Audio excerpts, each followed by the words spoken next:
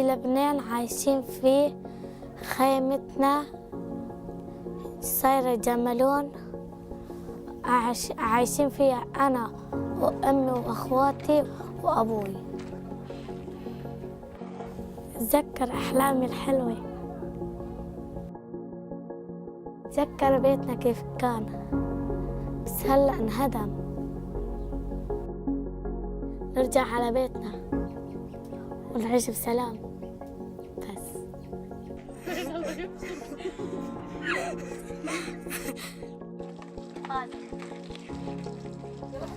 لما جينا رحلنا لهون صار حالتنا ضيقة كتير. أنا رحت أشتغل بالاستيراد. صار الزعران بعيطولي بيقولوا لي أنا بعطيك مصاري وتعي معي. شغل في زعران بيلطشونا بالمدرسة، ما في حدا بيلطشنا، في استاذية واستاذيات. تعلمت إنه نحن بهذا العمر لازم هلا بنكون على المدرسة منه نصير كبار. عطتنا مبلغ ساعدنا الأطفال.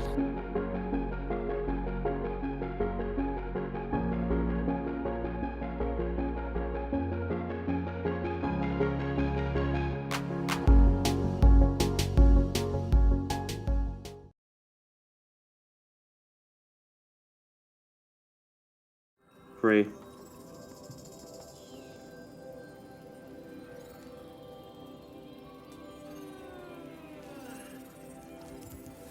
We're live.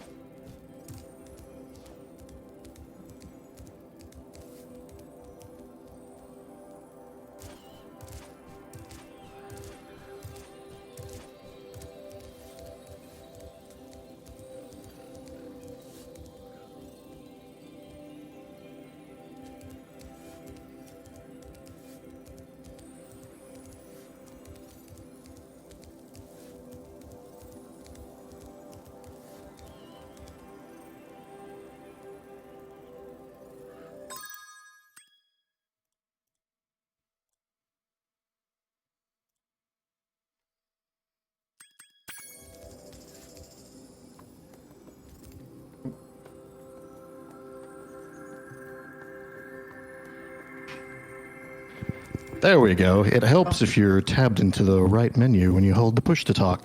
Now, allow me to introduce InsertLogic for this Spyro 2 100% run. Take it away, boys. Thank you. I was a little worried that I had missed the cue. I was like starting to sweat a little bit. But welcome everyone. Yeah, my name is InsertLogic. I go by Logic, but today I'll be showing off Spyro 2 100%, no level storage. It's a really fun run. Hopefully I can put on a show for you guys today, and with me on comms I have Groxu. Welcome everyone. I will do my best to actually provide any, you know, like reliable intel about the category and just overall the run in general. It's like Logic said, it's a very interesting run, so we hope that we will be able to actually put up a show. There was an incentive for the colors. Just wondering what that was, so I can switch to it.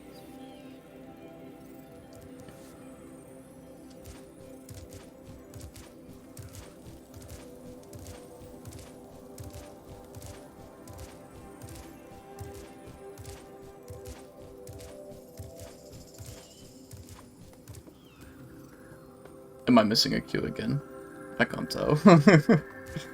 Yeah, I believe there was an incentive for the color. I made sure to all the people who know already, I have Retro Spyro on that.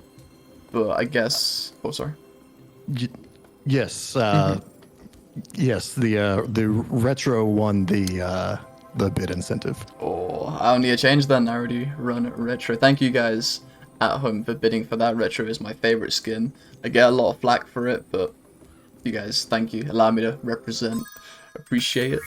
Okay, let me know when you're ready on the timer, and I can give you a countdown. We are ready. Okay, on go. 3, 2, 1, go. Okay, so Spyro 2 is a really fun game. I'll start with that. But basically, the aim for 100% obviously is to grab every gem and every orb in the game. The reason why it's no level storage is because there's a really neat trick that we do in a different category that lets us completely break the game. But starting off here, we're going through Glimmer. Every Spyro 2 runner's favorite level. Yeah, absolutely.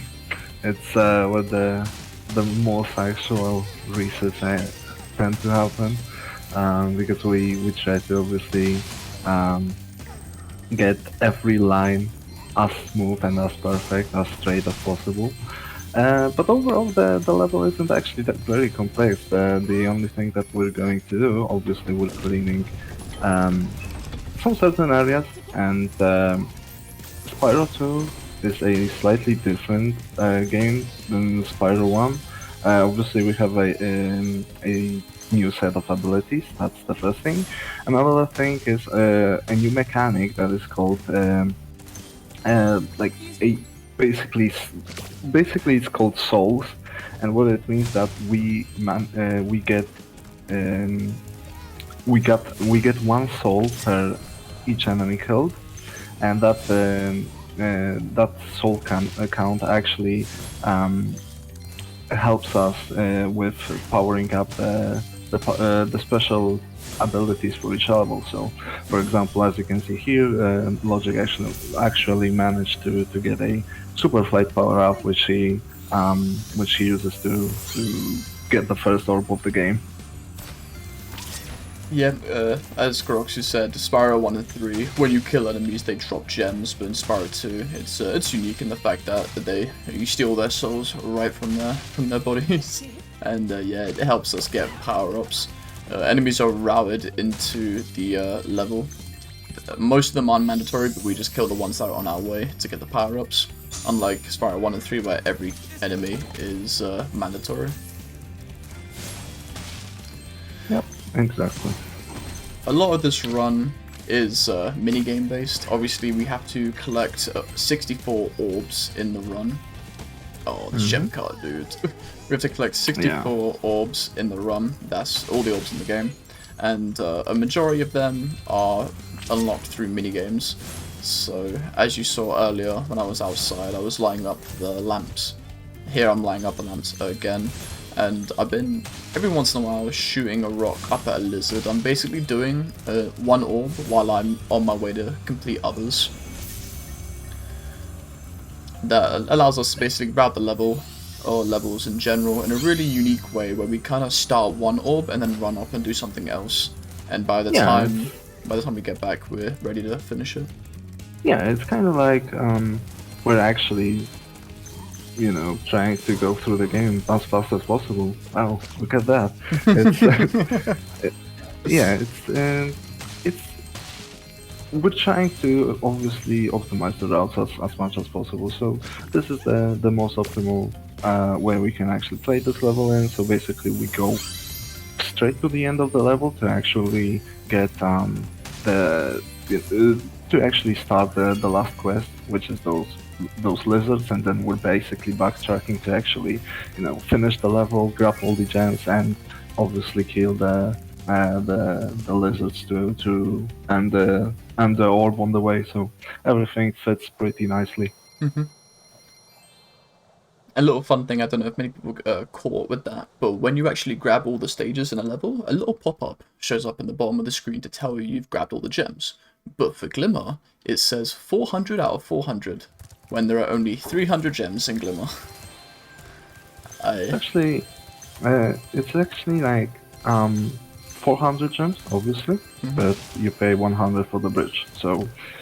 Oh, now you see, I'm the idiot. Yeah. Dude, this entire time I was like, damn, Toys for Bob really don't know what they're doing, they can't count. Oh, wow. Cutting slack. They can't count, what the hell? But it was back to me.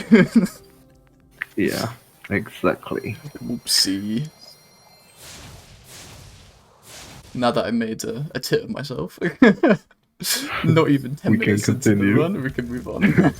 We can continue, and we're in Colossus. So, As we talked during Lumens about orbs, obviously, like Logic mentioned, most of the orbs you get through completing a minigame, on the only ones that you actually grab, just because they're lying on the ground and you can grab them, are orbs in homeworld.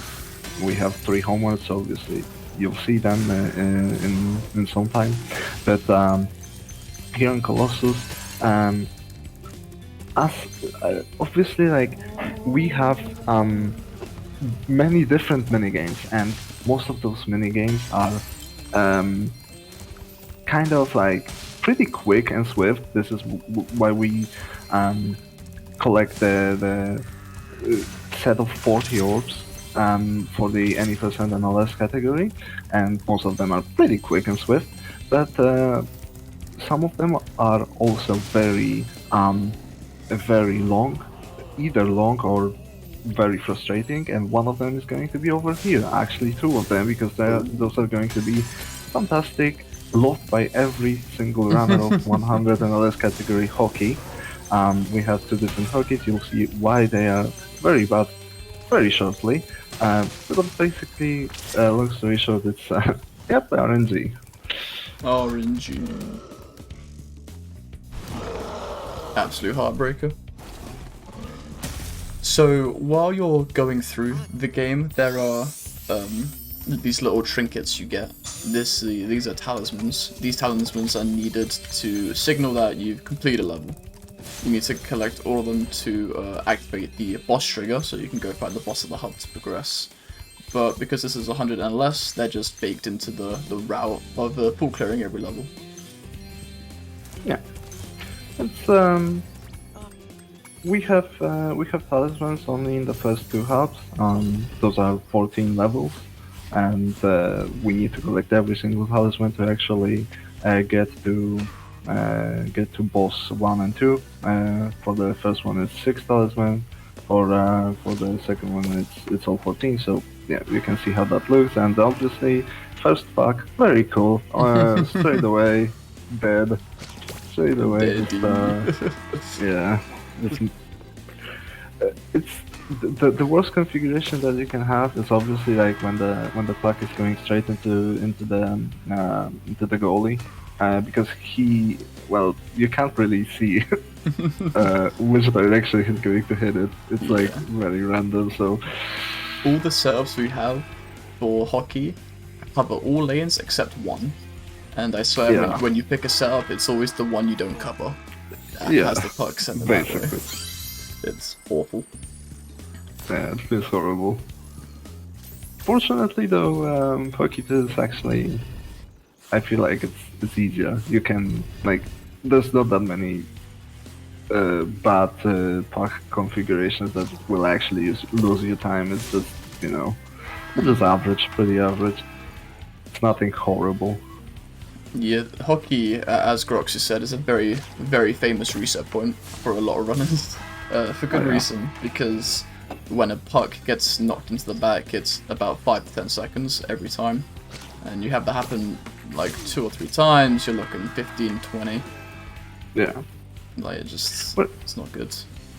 We're actually very, very fortunate, given the level routing and stuff, that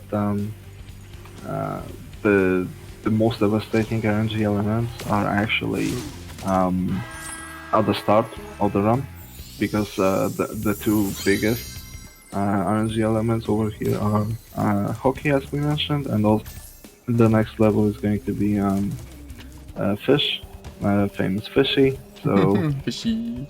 Yeah. So it's good that the first 3 levels, and we have 2 major RNG elements out of the way. Obviously, there are some later on in the round, but we'll talk about that in the meantime. I don't want to think about those guys right now. Oh yeah, yeah, absolutely. So, although this game is thoroughly enjoyable, the 2 RNG aspects that Groxy mentioned are really bad for a lot of high-level runners, because obviously you want to get the best run you can, but on average you could lose to 20 seconds, leaving Colossus and oh, hello, there we go. You can lose like 20 seconds on average going past those two RNG areas. It's not great, but it's very quickly done. Let me move on. Yeah. Totally. So the fun thing about Spyro games in general, as you guys might have noticed from Toasted Cat's run, is that we don't just go from level to level. We actually clear out portions of the hub world as we go to make sure that we effectively grab all the gems. Like there are, as Groxy said, some freestanding orbs just lying around, a couple mini games in the home world depending on which one you're in. So, whoops, where am I going? Okay. Yeah. All good. And yeah, we're going to go into our third level, which is Idle Springs. And there's when it's where the magic actually happens. We have the famous in the trilogy, Mr. Foreman Bad over here. We have to complete 3 puzzles for him. The first one is pretty simple. The second one, well, yeah, isn't. Well, it's simple on paper, but in practice, it's yeah, it's not the best. So basically, as you can see, we have a little idol. We have to feed him, and we can only put yellow or blue fish into his mouth. Red is, as you can see, a big no-no, and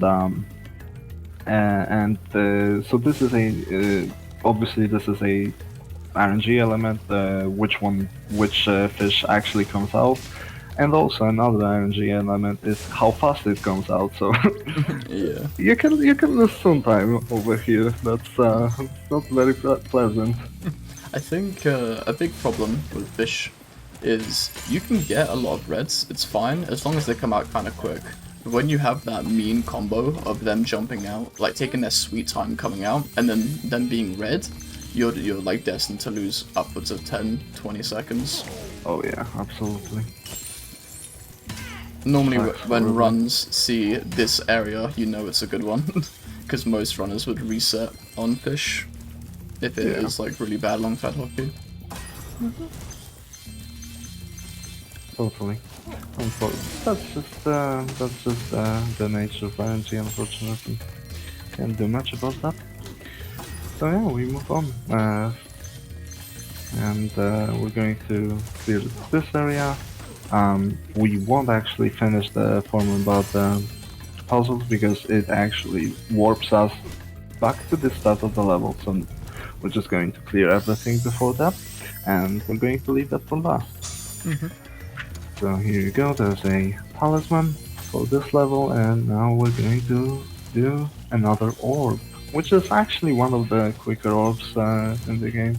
So that's why also we were doing it in a 4D orb run, as you can see.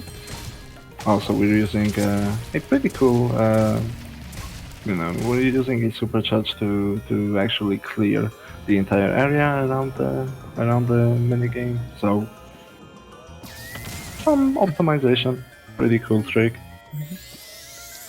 With the keyboard and mouse is actually completely viable for Spyro speedrunning, and actually better than controller in a lot of spots. Supercharging is one of those spots where, as you guys may have known from Toasted Cat's run, you might have said that they actually use keyboard and mouse for a lot of the supercharges because you can just have a lot more sharper turns.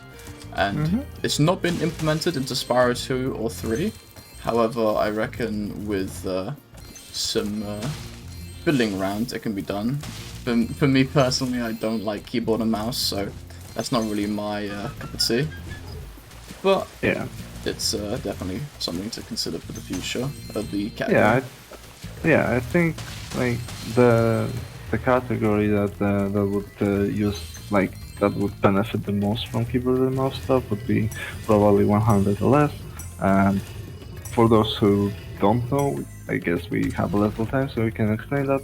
So basically, the difference between this category and $100 is the usage of level storage, and what that means is when we get to the second boss, we can store the information of a speedway level, which means that after leaving, we can use supercharge and superflight in the home level, in the levels like overworlds and stuff like that. So it's pretty fast, and obviously you have supercharge, so keyboard and mouse will probably benefit from that.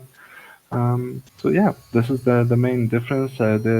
Currently the time difference between the categories is about it's not that big actually. It's about 5 minutes, right? You have 150, which is the world record. I want Yeah, and 145 is a world record for 100 LS. So you can see the difference isn't that big, especially.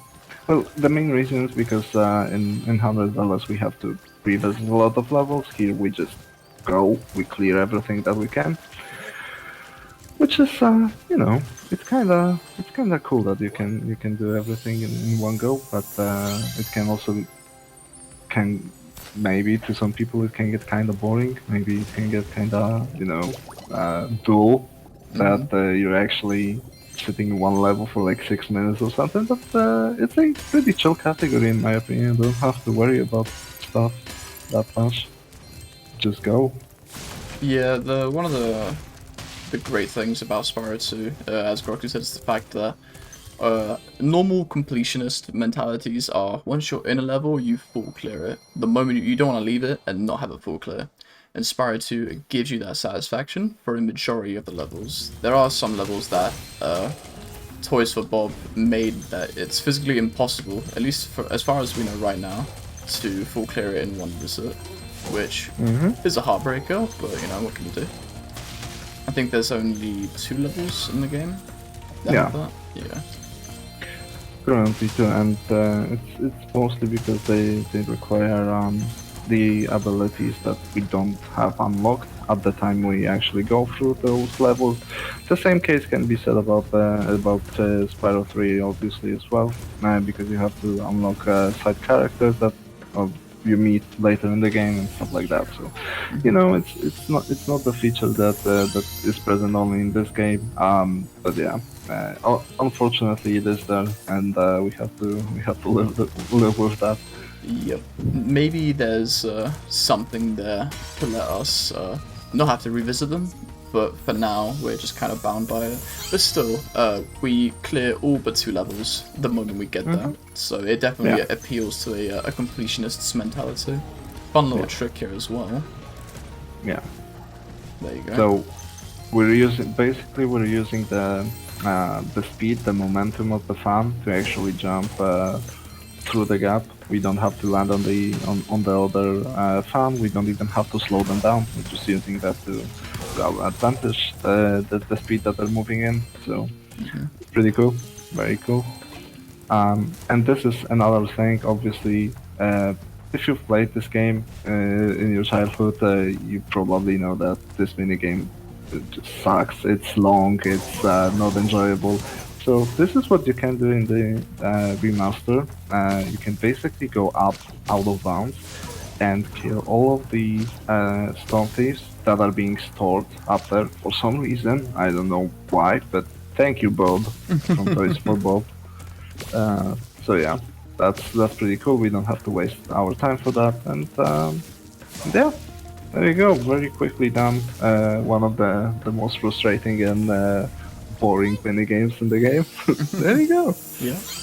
And I have a lot of people in my chat normally that moan about some of the orbs, and for good reason, because a lot of the orbs are either a bit boring or a bit nuts. And it's really fun kind of showing them like, oh hey, like when you speedrun this game, some of the orbs are actually like really easy. You just jump here, jump there, take advantage of this, take advantage of that, and you pretty much get the orb without all the trouble. Which is another great thing about this speedrun, is there are only a handful of skips like that one. There are only a handful of skips and out of bounds that we use. A lot of the speedrun is just the skill of the runner. And a lot of instances, people who casually play the game could get into speedrunning quite effortlessly, because the only requirement is solid gameplay. Yeah, absolutely. One of those games that rely mostly on movement, don't have that many escapes, is Spyro 1, that has been presented before. So yeah, it's absolutely viable. That's also the nature of completionist categories, that you can't really use that many skips and stuff, because you have to collect everything on your way.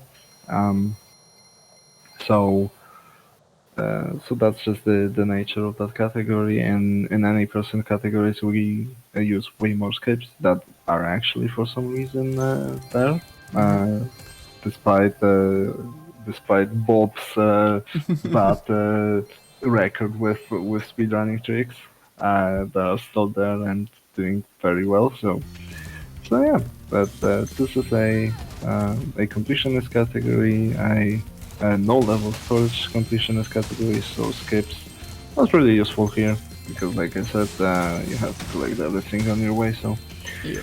Hopefully there are no Toys of Bob representatives in the chat right now. Please don't patch this Monka.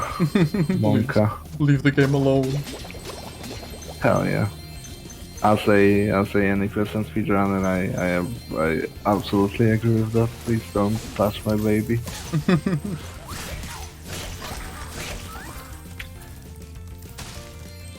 So yeah, there you go. We're gonna breeze through Hurricanes. For here, Hurricanes, there wasn't much to actually talk about, because it's like a pretty simple level. We mentioned the more influential skips and like shortcuts for the minigames. So there you go. But here in Sunny Beach, we can't do much. We have to kill the enemies to activate the power-up gate, because we have to destroy all the turtle boxes. So that's one orb, and then we have two infamous orbs called Turtle Soup 1 and 2.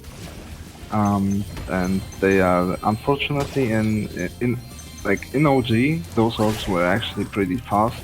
You're actually doing it in a 40 orb speedrun, because they are that quick. Here, yeah, here it's slightly different. The turtles actually move very slowly, and they also spawn very slowly. So I can't do much. A good way to sell Turtle Soup to people who don't know about it is to exaggerate a lot. Whoa, that proxied off that. So cool little skip here. Normally you can't get up here until you get the climb ability. We get that in Hub 2. But with some parkour, we're able to access it now. Oh yeah, absolutely. That also saved us from revisiting stuff, so you know, always appreciated. A nice exaggeration you can share with people who have never played Turtle Soup and want to know about it is you start Turtle Soup and your kids get the orb from Turtle Soup. It takes that long. Yeah, basically. As I timed both of these, it's about 2 minutes for both of the minigames, so not the fastest, and it's also kind of like it's not that action-packed. Yeah. So yeah, you can kind of lose focus during the minigame, which is also like you have to take that under consideration. But yeah. There you go. We're almost at the end of summer for us, so it's going pretty quickly. We only have well, theoretically one, but practically 2 levels in a boss fight, right? Unfortunately, one of those levels is pretty long. Aquaria is one of the longer levels in the run anyway. But it's just, you know, full water level, so it just had to be slow. That's the general idea. Yeah. Yeah, but we're also going to see our first speedway. So that's something. What do you think of speedways in those in Spyro 2. Oh, so the thing about speedways, which I think a lot of runners will agree with me on, is that they actually get easier as you progress through the run. The Ocean Speedway, which is the speedway we're coming up to, is extremely cycle heavy, and is notorious to kind of clip your ankles when you really shouldn't have been clipped. It can be very frustrating. Yeah, it's probably the hardest speedway in the game. Yeah, I agree. Right here, we're actually be taking the power up all the way to the beginning of the level by doing some parkour and by cleaning up everything, pretty much as the bar goes down. The timing here is pretty tight, so you need to be very careful with that. But yeah, if you're skilled and you've done that countless amounts of times, you'll get it pretty consistently. So. Oof, okay, thank God I got that second shot off. Jeez. Yeah. Yeah. That is deceptively hard, and although it is fun to like look at a speedrun and give it a try yourself, that 20-second window right there is extremely punishing. Even a bonk and you'll probably not get that final chest, which means you have to take your ass all the way back to the power up.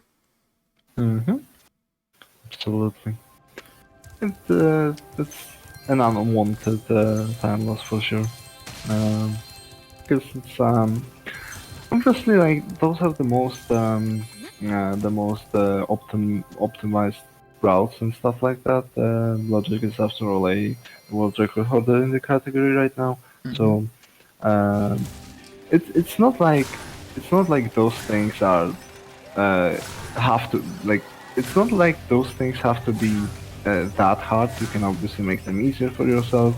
You can split some things into two, for example. You can maybe take safer lives or stuff like that. It's obviously all possible to make easier, but since we're at the level of optimization of a world record, then we obviously want to have the most time saved possible. So. Yep. Oh, bad thing. Right. Goodbye cycle, as they say. Yeah. Alright. The cycle isn't that crazy. It's just for these last two bug guys. Still a good bit of times. It's been a while since I missed those orbs. Hey. Oh, he's a good bit away actually. Yeah, this boat is the worst. Okay. Well, there you go. Okay. I missed the ramp. Okay, moving on. Yeah, so then we're going to do an orb from the speedway. Each speedway has one orb in it. Most of them are kind of like an auto-scrollers. This one isn't. This one seems like you have to follow Hunter, but in fact you just don't. You just don't care about them. Your only task over here is to go through all 20 rings, and how you do that doesn't really matter. So as you can see, we're just taking the fastest route possible and taking them even without Hunter going through them. So yeah, we spend pretty cool. We spend the initial 5 to 7 orbs just Those rings work. There we go. So we spend the first 5 to 7 orbs just kind of putting ground between us and Hunter, and then we can kind of clean up everything else in our own little unique route. Yeah, exactly. It's obviously faster than just following Hunter all the way around. He has some weak pathing, so it's better to do our own way. If you guys are curious on why I was charging very often while I was in the air, there is a speed boost you get when you charge in the speedway, which is what we use in 100% level storage. And flying up and charging is actually quicker than just flying straight, which is why you see me doing these like up and down actions through the air.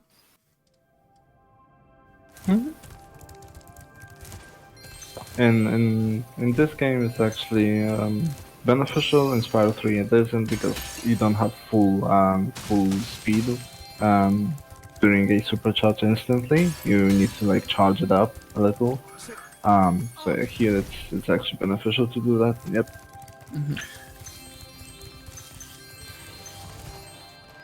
And yeah, we have this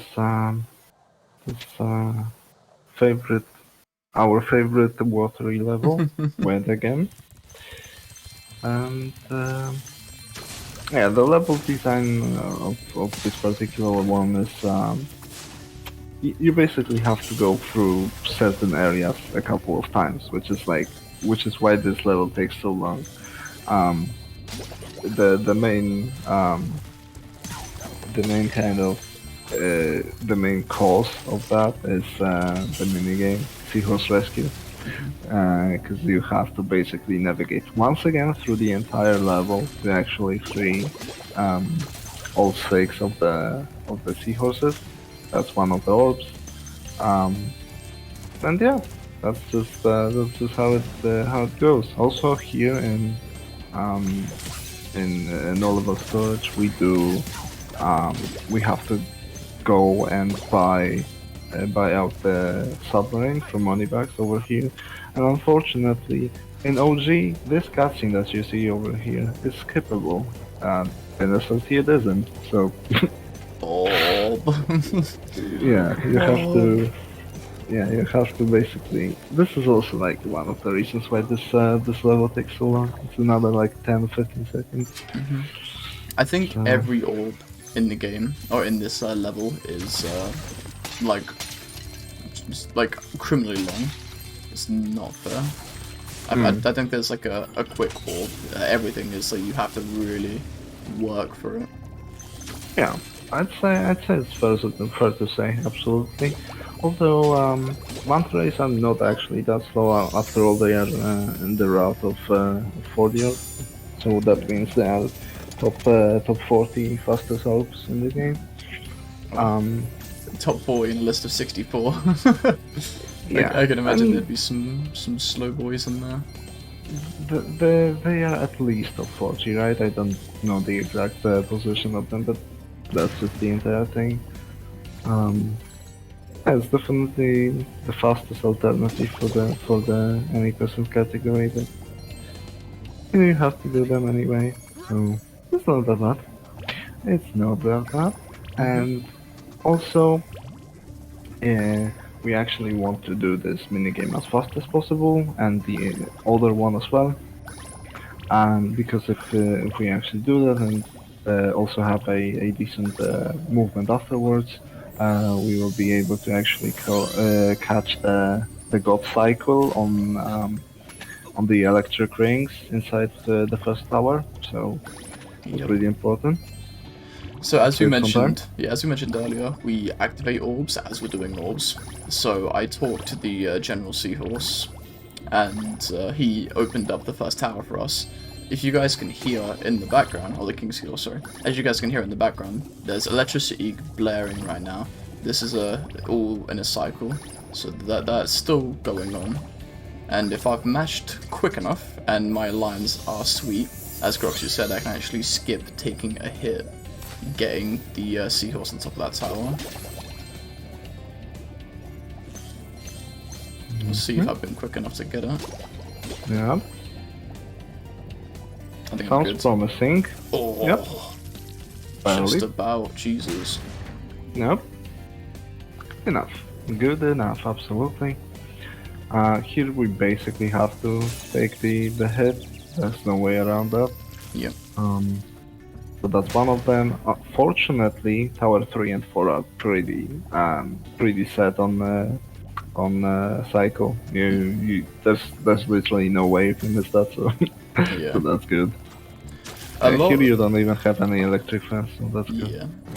The fodder or the sparks management is very important in this run, and it's all calculated because there's actually a trick that we use on the boss. Basically, every 10 fodder or like butterflies you get, the 10th one will be a 1-up. So we actually, from a quick game, it's at 0. So we kill certain fodder and we get certain butterflies to hopefully guarantee getting a 1-up in the fight. And we'll explain why that's important when we get there. But sparks management in general is just very important for this run. Yeah.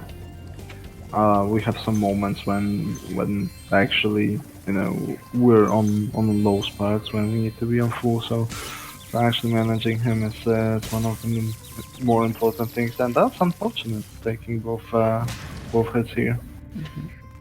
That lining was brighter than I'm used to. And like, Yeah, I actually agree. I was terrifyingly. yeah, that was like scarily bright. I was like worried for Yeah. a sec. Where's the sheep? Oh, I was just vibing. I've never seen him like down there like that. Yeah, that was interesting. Also, it should be Huh? noted that these sharks will kill you instantly, even if you have a gold sparks going. Yeah. That's why I'm being a bit cautious with them. Absolutely. And fortunately, this is the last section of the level. So yeah, there we go. We have 400 gems, and now we need to free the last seahorse. Pretty good. Pretty clean.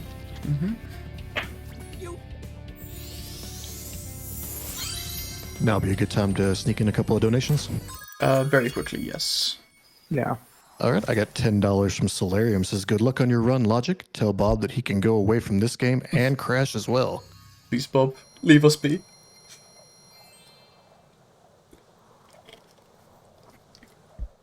We got one more.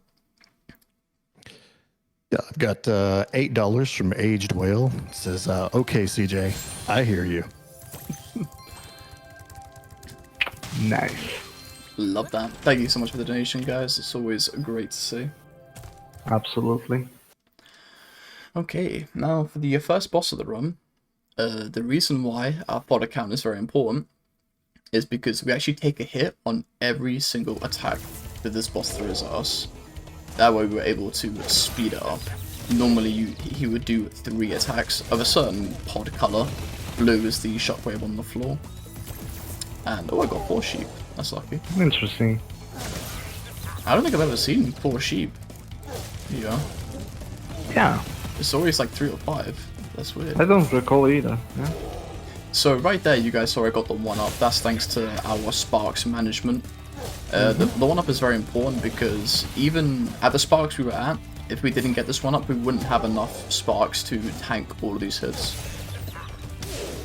Alright, I'm gonna go for a trick. I forgot the name of it. Basically, you flame, and if you time it right, you actually hit him while he's leaving the pods, and it counts for a hit. No, very, double very hit. hard. Double hit, that's it, yeah. I don't know if I got it. No, I didn't get No. No. it. Okay, that's fine. Yeah. Yeah. We have this trick.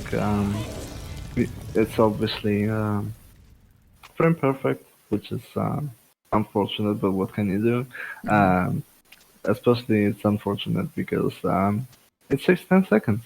If you actually manage to do that, and you can do it twice during the fight. So basically 20 seconds time to actually save during this boss. So you know. Right, we're quitting game here to bring our Sparks back. Because we ended that boss fight at nothing, 0 Sparks. And quitting the game gives you gold Sparks on default. So we do a very quick game, so Sparks can go back to work.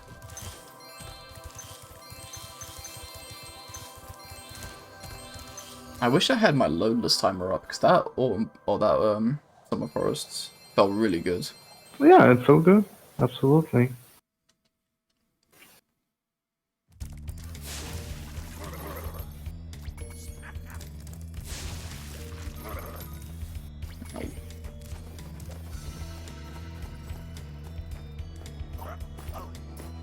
Okay, so the gimmick at this level is you free the 3 ice, like the cavemen in the ice, but we're actually gonna opt out on doing that. So we're actually gonna ignore these guys and do a little trick where we torch jump off of that and just jump up here.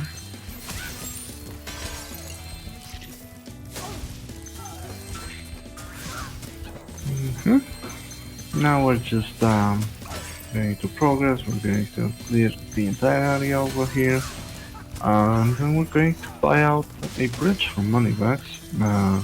We have more than enough gems, because we have to collect everything. We have more than enough gems to actually buy stuff, so even skipping some of those buyouts is simply not beneficial for the most part. Yeah. So yeah, that's what we're doing. We obviously have to also kill 15 enemies to activate the Super Fight power-up and start the minigame.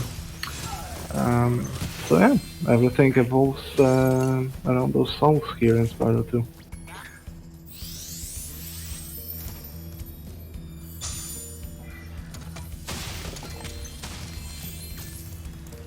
And yeah, we're going to now head to our little furry friend called Georgie. George is our friend. We have to escort him. It's a pretty long and boring minigame. Not much to talk about there. So Yeah. We have time for a couple donations, if there are any available right now. We don't at the moment, but we are less than $150 away from breaking that 3,000 mark. So if you have any, now would be an excellent time to get them in. Mm-hmm. oh yeah, sounds Sure. sounds awesome. Yeah, absolutely. We totally encourage people to do that. It's great to support a good cause. Yep. Pretty much the exact same thing I would say, for sure. Always cool to get like meme donations in as well. It's always fun. Yeah, it kind of releases the tension, so it's always good to have that. And yeah, there you go. We got George super fed, and now he is ready to follow us. And that's the end. Now we're going to quickly grab that gem, and we're going to head and finish on Draclet. Another minigame. One of the more frustrating ones from the childhood, because if you're too slow, the Draclets will actually respawn. So Really. you need to be very, very clean. Okay. So we actually kill that one a little early, because if we do it at a good pace, that will be the one we have to kill again, instead of having to run a good distance to kill what would be the first one. Mm-hmm.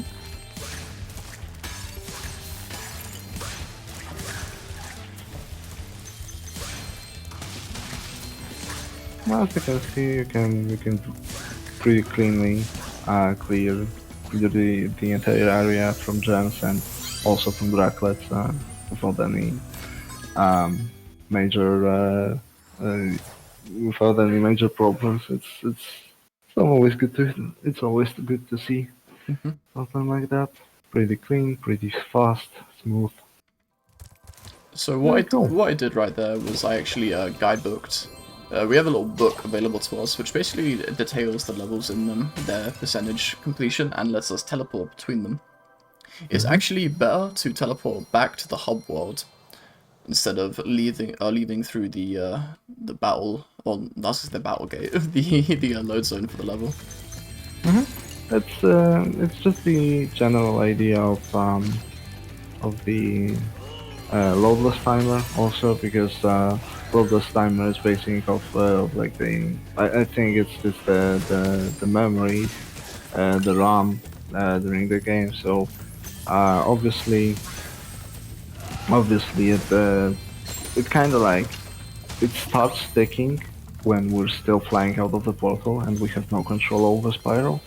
So it's just more beneficial to actually just warp back home, and also it's probably better for the RTA as well. The faster feels the run actually feels faster, since we don't have to wait for the load, right?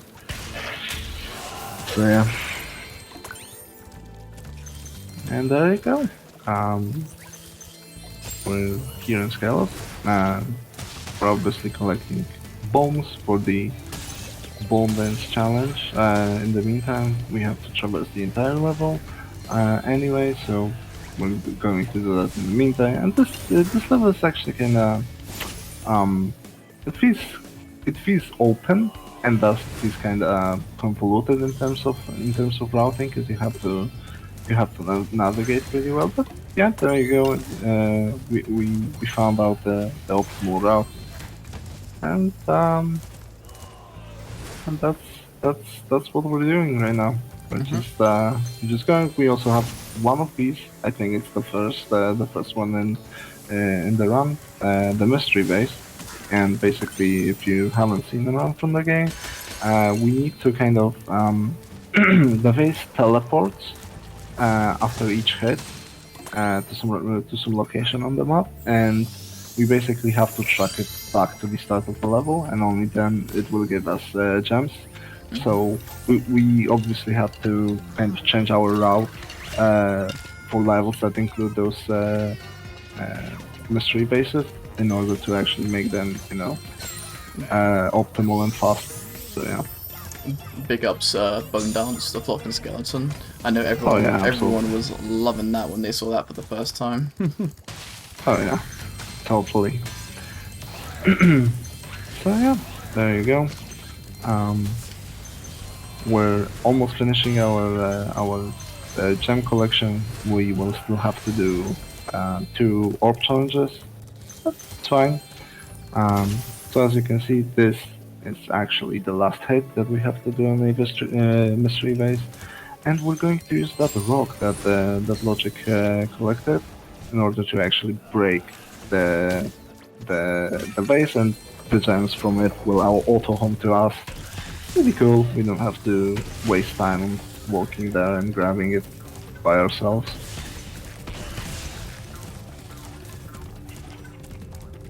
I always get confused on these egg cycles. Yeah, absolutely. Especially since, from what I've heard from OG runners, the like, just the cycles and the order in which the eggs hatches, the eggs hatch is different in OG, and it's different here. So I don't know why, but sure.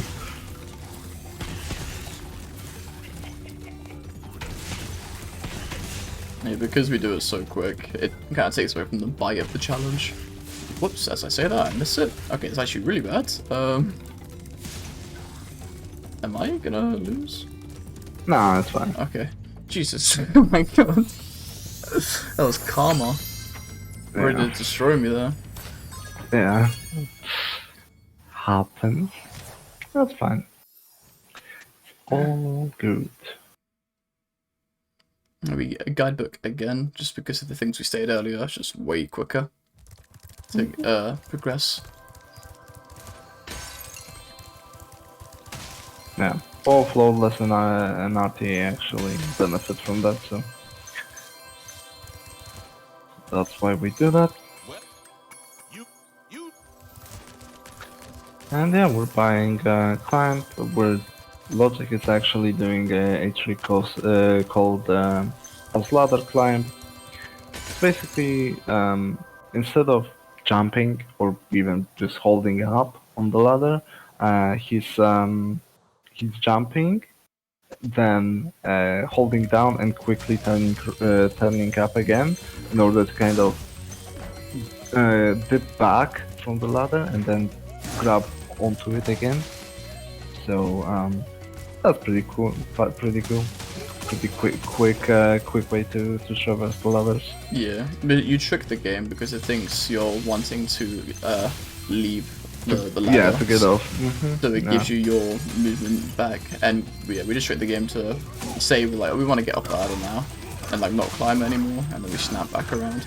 If you try and climb it normally, like Spyro is just like agonizingly slow, like a jump climb up it, and it's not great.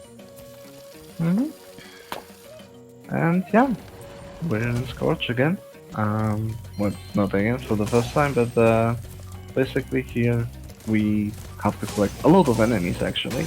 It's not a problem, there are a lot of enemies in the level overall, but we need to collect 20, I mean kill 20 over here to activate the power up. And we need to activate the power-up to actually start the worst minigame of all time. It's truth, yeah, it's fact. Yeah.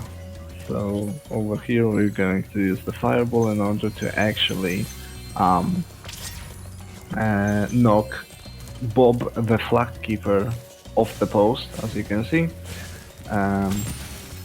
And yeah, we're going to have to chase him while he throws bombs at us. That's unfortunate, because those bombs, every time you get hit at least, well, each time you get hit by a bomb, doesn't matter what sparks you're on and stuff like that, you just get put back. You have to go and basically do that things just from the start, straight from the start, right? So if it happens on the first one, it's not that bad, but every time he's in the different position and you have to chase him through the entire map at the last one. So if it happens at the last one, basically at the end of his route, you lose like over half a minute or something like that. So not pleasant. Yeah. And that's why you see me with a little bit of fear in my step, because the way he throws the orbs are also dependent on your position, but also a little random in how far left and how far right they can go.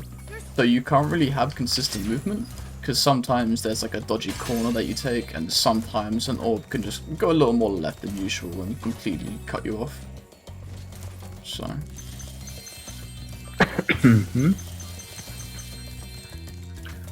Yeah. Overall, I feel like Scorch is a generally disliked level because of how long the mini games in this level actually take. Because as you can see, we approach another one, and that is we have to get all of these monkeys into the barrel. And once again, in OG, it's actually a pretty quick minigame. You do it in 40 orb, for example. Here, you can see Hunter is taking his sweet time, so... Yeah, another pretty slow minigame, unfortunately. This is why Scorch is a generally disliked level. It's Can't change it. Hunter, as Groxy put it, Hunter in OG is way more enjoyable, just because of the kind of speed that he operates at. But Hunter here is just slower. Even in minigames where you're against Hunter in OG, he's actually quicker. But in Reignited, they decided to turn him into a snail, a tank. It was like very slow turns, very slow moving, and he's a NASCAR. Yeah. I think Groxy said in my chat earlier today he's a NASCAR in OG. Yeah, I think like most of the characters here in SRT are kind of slow paced for some reason. I don't know why. I think the main reason that people will give is actually Shorty and Shady Oasis. Oh yeah. Because in OG, Shorty actually zones through the level. You don't even... You sometimes are left behind, basically. Here you just... Yep. Yep, you just need to wait half an hour for Shorty to come. Yep. Shady Oasis is probably the most depressing level, because it's like so... Oh my god. It's so close to being really fun. But Shoy just makes it so you can't really go all in on something. You have to like play with him and not without him, which is a bit of a shame. Yeah. And we managed to get through Scorch without crying, so that's something. Man, I really wish I had my loadless timer up, because I've not made a mistake yet. Yeah, Mine's been pretty good so far. It's I guess it's a little irrelevant, but because we don't use RTA, but my RTA PB is record. It's basically we use loadless, but I have loadless record, so I'm in proxy. I have RTA record too. So if I do get an RTA PB, that would be still a world record. Again, RTA ain't that important because it kind of varies, but it would be kind of nice to say I got another record in a marathon. Yeah, it would be a depressing world record. not, not able to upload it. Well, sure. But yeah, we actually got to the first level that we will have to visit twice, and that is Fracture Hills. Obviously, the main reason behind that is the Earth Shaper minigame. So after we free Hunter from his concrete boots, we basically will have to follow him and headbash all the Earth Shapers in the area. And since we don't have headbash right now, we buy it in the third hub world. We will have to revisit the level. So we have to come up with a route that splits the level into two, and is the most optimal. And there you go. You're seeing the first part of the level right now. Mm-hmm. It's said that all the revisits would be removed if there was a gulp skip found, and although it is memed upon, it would be a whole different playing field if it was a thing. Sadly, I think it was looked into by Groxu himself, and I don't remember what he said exactly, Groxu, but it was really comedic how you put it. But yeah, basically, it's probably not happening anytime soon. Yeah. Oh, ouch. Yeah. I'm gonna go for a Shapers. trick here where you... Alright, I got it. Nice. So basically, in this power-up gate kind of prevents you from jumping that high, so that you are basically forced to go, all the way around. But if you jump literally like a frame before hitting the portal, you will carry the momentum from the jump. But you will also get the additional momentum of the supercharge. Okay, I guess that works. I mean, At least you at least you broke the gate, so yeah, it's fine. yeah. So yeah, I had the same mistake in my run earlier today. Oh, well. Yeah, it's fine. It's not that bad. Okay. That's the first mistake of the run, which is fair enough. So whatever. I think first mistake of the run an hour in is pretty good. Yeah. Yeah, as Groxy put it before, there are still 2 orbs and a lot of gems that we're just ignoring for now because we don't have Head Bash. We need to beat Gulp and get to Hub 3 to get Head Bash. So we just come back there later. It's in our guidebook, so it's really easy to get back to it.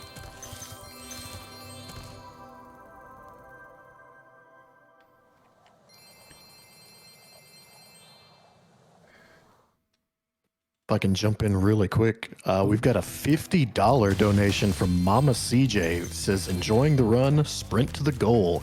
Thank you so much for your generosity, Mama CJ. Thank you very much. That's Oh, yeah. Nutty donation. Jeez. Absolutely. Thank you. We're close to 3,000. Oh, 100 away from 3,000 now, if I remember it. My math is good. Yeah. Oh. After the after what I said in Glimmer, I don't know if I can trust myself on my mathematics skills. Oh yeah. It's all fine though. And yeah. We're here in Magma. We're going to do a pretty standard route, in my opinion. We're going to use a couple of fun tricks. As you can see here, for example, we're using a little trick called wall gliding in order to actually get up without having to backtrack. So it's pretty cool. And now we're going to do the not really fun part of the level, which is this minigame, the Pop Rocks minigame, which we call Popcorn. And yeah, it's pretty slow, it's pretty RNG also, so you can either gain all those time here. Not a very pleasant and not a very interesting minigame either, so I'm getting. you know, robbed right now. This is some really unfortunate RNG. Normally, they can come up 3 at a time, or like in sequence 3 at a time. And in a perfect world, they bounce up next to each other every time. But they're making me work for these. At least the ending was good. So that's something. Now, the second part, we have to collect 15 this time. And the thing is that Hunter is a little bit faster doing this minigame, but still doesn't take away from this minigame being not the most action-packed. This does the turtle soup. It's actually kind of, I'd say it's more action-packed, but still like not super interesting. It just yeah. Come on, Bob. What are you doing to me, Bob? Yep. Getting rolled by Bob. Sometimes they can just pop out of the ground immediately and not have a green trail. Sometimes it's beneficial, sometimes you just lose the chance to grab a popcorn. Yeah. Well, there you go. We got through it. And yeah, we're going to leave now. We're going to clear the entire area over here. And when we're going to get to the elevator up there, we're going to do something different. We managed to find a way to read out the level in order to save even more time. So we're not going to actually take the elevator. We're going to do slightly different that you're going to see in a while. For now, yeah, we're just clearing the level, and as we approach over here, we're basically going to dodge moneybags, as you can see. We're going to grab all the gems over here, and now we're going to get ourselves stuck in between those walls over here, and we can get out of bounds. And thanks to that, we don't have to wait for the elevator, we don't have to do anything. We just go, we're straight up, we don't have to climb up the volcano, so save some time, that's for sure. It's really sweet. That was actually found by Groxu. Groxu is probably the most influential runner for this game. He has done a lot for the category, even not just the category, but for the game in general. He really has put in a lot of work, so I'm really happy to be showing off his strats out here today. Man, it's like the whole reason why this category is where it is at in terms of progression. I'm glad that people are actually using the strat. They're not scared to actually do that, because some of them are pretty, you know, require a lot of skill, a lot of patience as well. So it's just what it is. And yeah, I'm glad that people are actually using the strats. Cool to see. It is cool to see. And yeah, we're basically finishing up the minigame. The strat is the route with that minigame is also pretty refined, according to the new route that we found. And yeah, there you go. We did everything, and actually we don't have to close the volcano. We just go. We just use the super flight power up to get to the talisman guy, and he will give it to us despite not fulfilling the task. So, well, sucks for him, I guess. You have to watch a pretty ugly cutscene of like the volcano getting clogged up, but thanks to Groxu's glide out of bounds, we're able to skip that and get to the power up. Alright, time for my personal favourite trick of the run. I call it Rocket Man. Yeah, I call it the Elton John, Rocket Man. So this was this strat went through a weird cycle where it was actually found long ago by Toasted Cat, and we didn't really like have anything for it, so it was just kind of forgotten. And then Groxu found it again, it like resurfaced thanks to Groxu, and we were still like, nah. But then I decided to sit down and try and work with it into a route, and thanks to the input of Groxu and Cameron, we were actually able to implement it into a route. So a trick that was like a year old without any use is now finally being used. And hopefully I can show it off. I'm not bad. Love that. Yeah. Beauty. Absolutely beautiful. The thing is that once you light up the rocket and you like kind of land on it, you can't just stay on it because it will kind of throw you off. So you need to time your jump perfectly so that you can land on it while like after it all ready to go. So yeah, it's not as easy as it looks, but pretty good showcase. And what we use that for is basically we started the thief minigame, and this saves time because we will be able to catch one thief during our route of escorting Shorty over here. So that's why it saves time. That's the biggest reason. That area up there is the end level area, but we need Shory over there to actually give us the talisman. And as I said before, he is a slow lad. Yeah. Alright, now that I've knocked the cherry for him, I actually don't need to be with him anymore. I can actually just leave him be. I don't need to follow him. Yeah, exactly. Because once we finish the Thieves minigame, we will get teleported back up top. So you know we will be able to actually grab the talisman then. So we don't have to worry about that. Pretty cool. Unfortunately, we cannot grab the last orb of the level because it also requires head bash. So we'll have to revisit it again. But yeah. Yeah, this is the second and last level we have to revisit because of the power up we lack. That head bash chest also in the middle of the level is unable to be opened because you don't have the head bash below. Yeah. Yeah.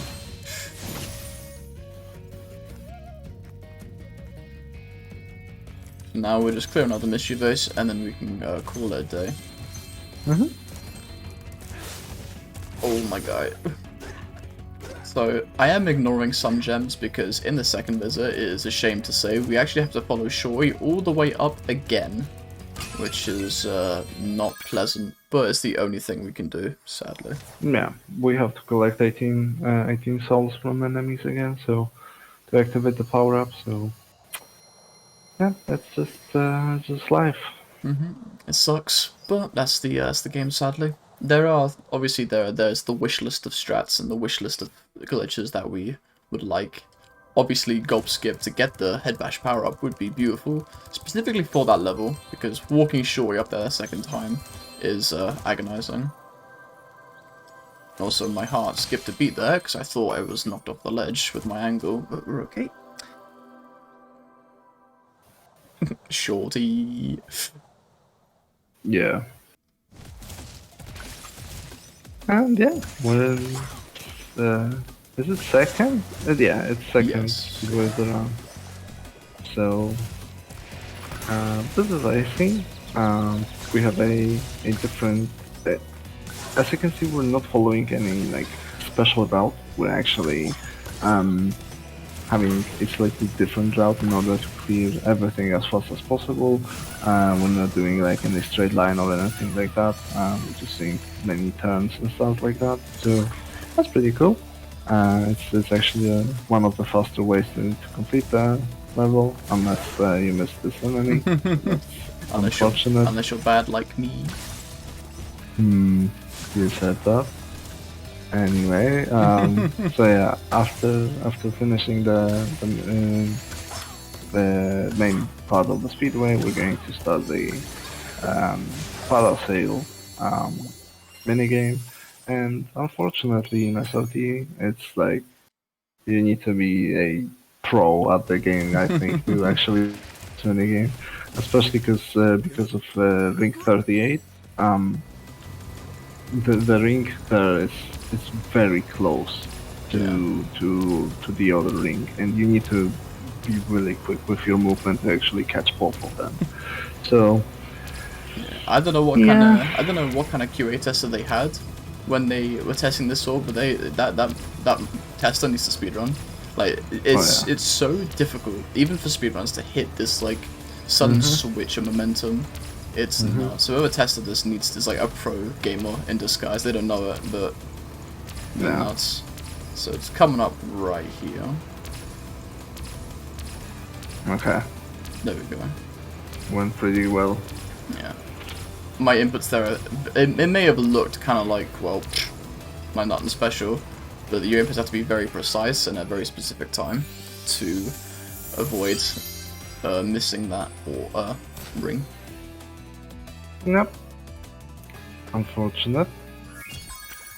And when that happens, it's nothing pleasant.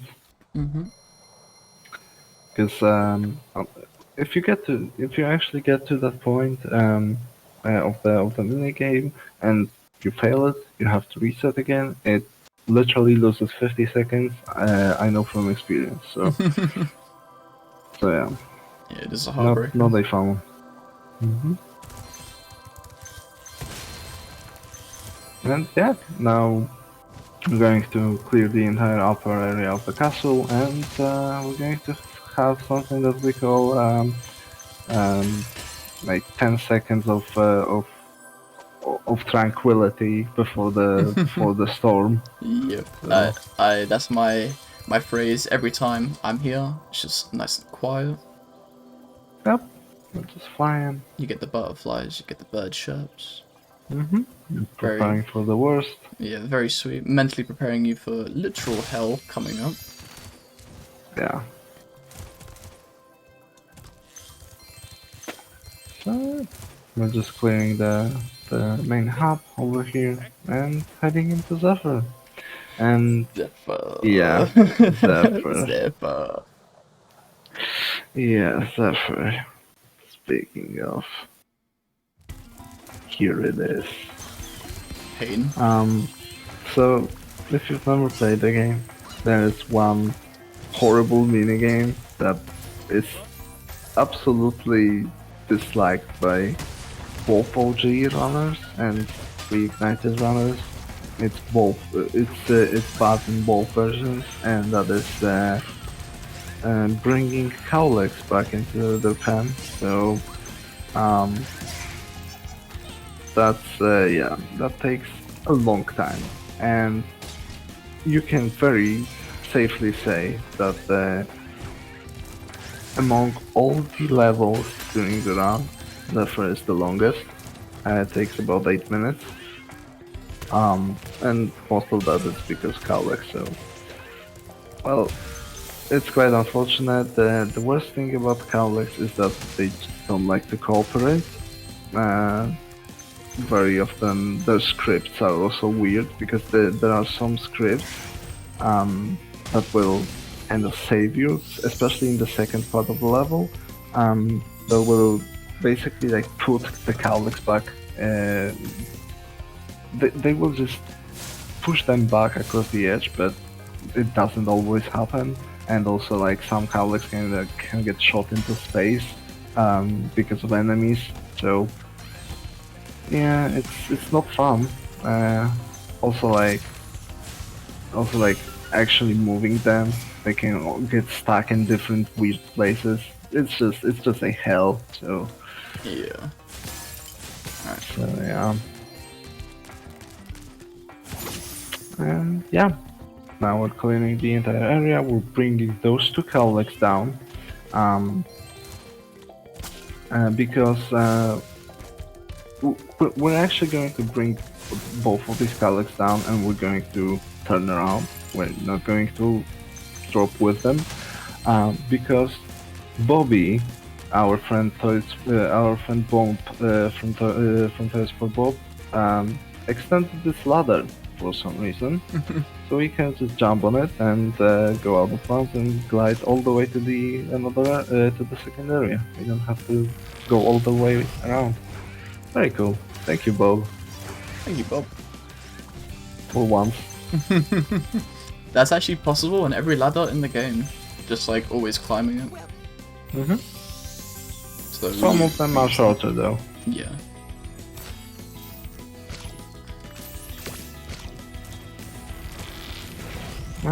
Yeah. Now we're doing the ops minigames. Those are pretty simple actually. You just a little bit of parkouring, right? So no like dull dual minigames, except for that one, which is Calyx, right? It's basically two, because you have to get 5 and then 7. But yeah. These Calyx also, because they are in this area, they are programmed differently, and you can basically like kind of push them higher for some reason. So thank you, also. Thank you both again. Kinda cool because when you get to the next area, the main area, you will be able to actually get them. You won't have to get them through each individual step. You would be able to just shoot them off into the upper area. So that's pretty good. There you go.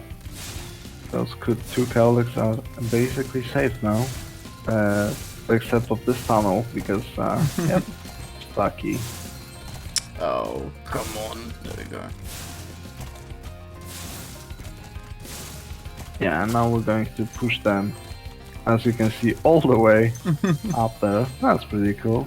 Unfortunately, the other Calyx don't have this property, so you have to escort them all the way up the stairs. That's really good. That's really good positioning from the other Calyx. I've never seen it that good. Yeah. Jesus. Okay. I was kind of wondering where he actually was because I didn't see him. Oh my. Back.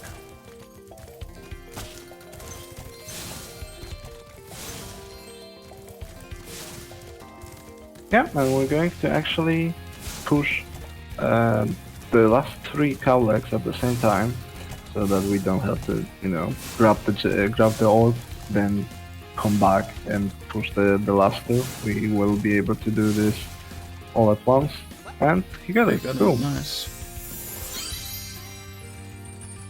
So yeah, now because also I'm winning at once, I like Gross said, I just back to back pick up the orbs.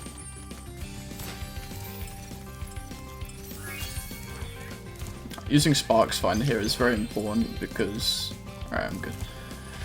Missing a gem in Zephyr is pretty common because of the grass. It likes to kind of hide away, especially 2 gems. Green on green isn't good. And if you miss a gem, you actually have to run back through the entire level. There is an out of bounds that you can do to go back to this area, but I won't have my map on right now, and I don't know the direction to hold without the map. So I just have to pray I didn't miss one, and then if I have the Walk of Shame, back to the middle of the map.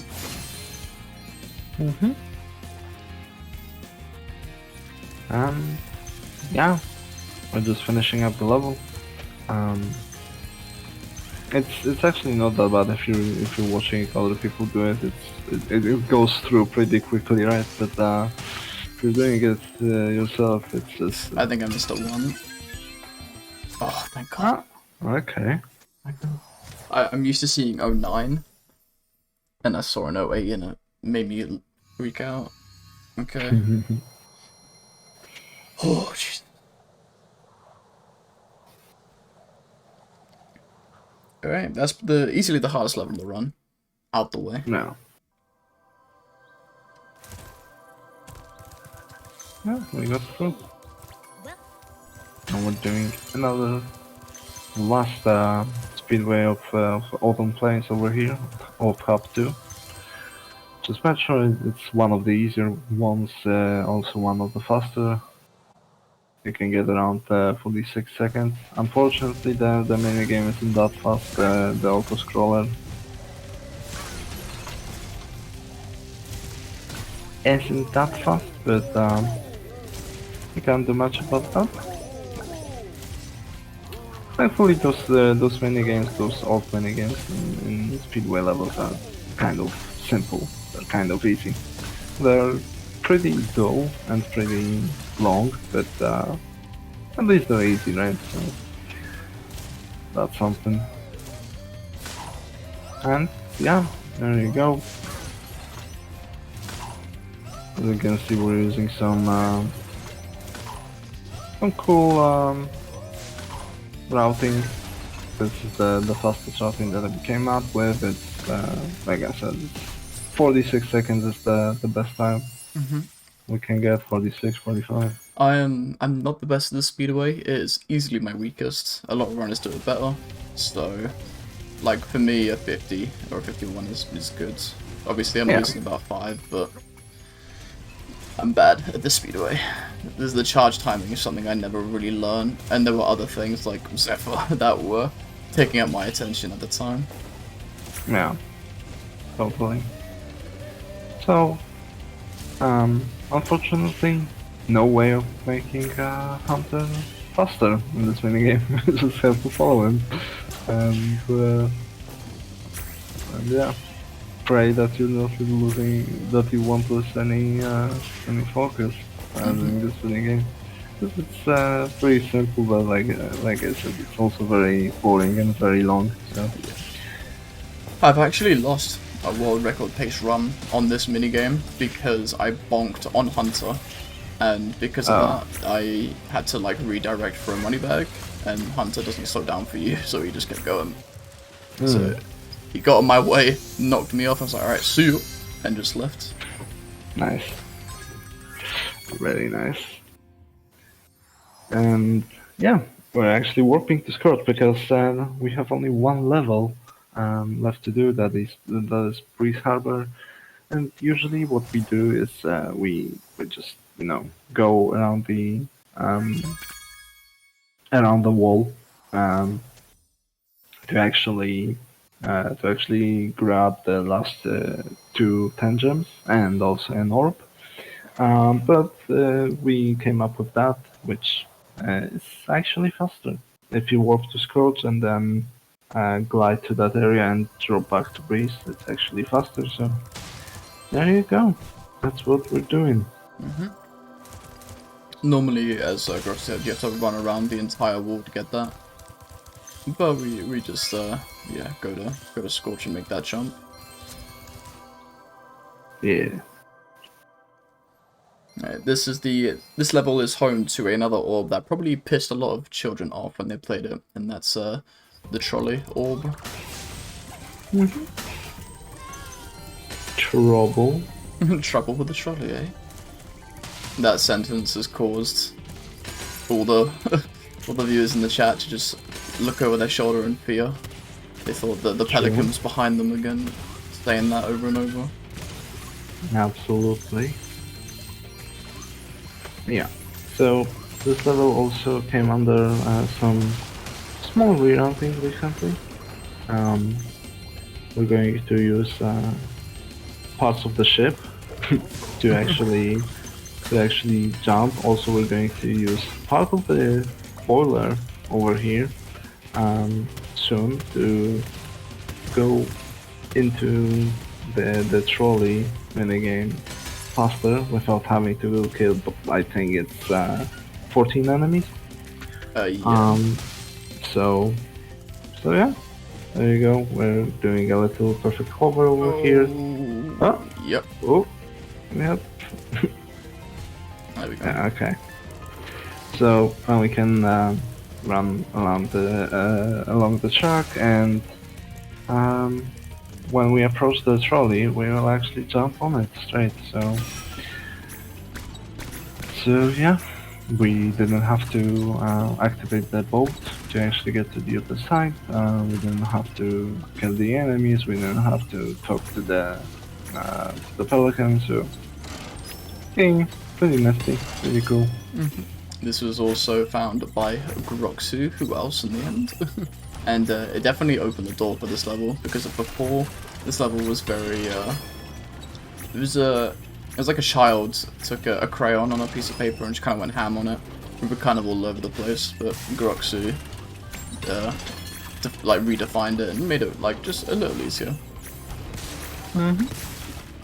He was the adult while all us children were doing scribbles in this level. Yeah.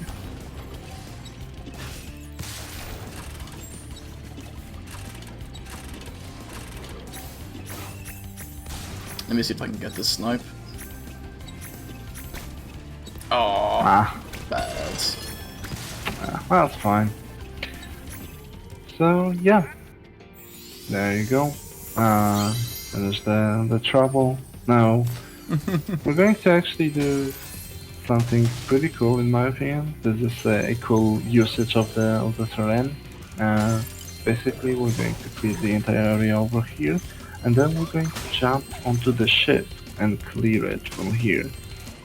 Normally, it's not possible without the catapult, but as you can see, we can land on this piece of chain and also do this little trick. We basically parkour up the pipes and then onto the ship, and there you go. We didn't have to do anything. We just parkoured up there.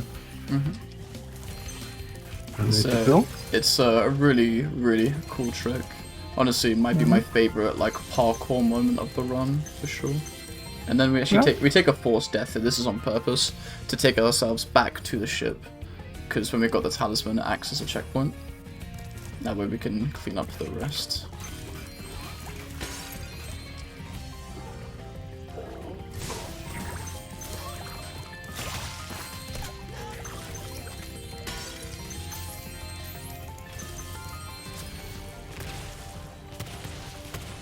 Damn.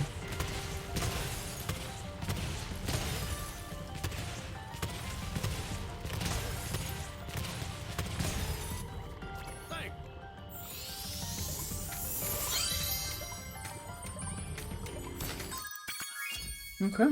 Okay. So we were basically finished with all on planes, except of those two levels that we'll have to revisit. And now we're going to head to the sole reason of all pain and poverty and hunger on planet Earth, probably. Which is this green guy over here. Yeah. This boss keeps therapists' pockets lined, packed. Our Spyro 2 runners are lining up trying to find cures for the pain this bastard brought us. Totally.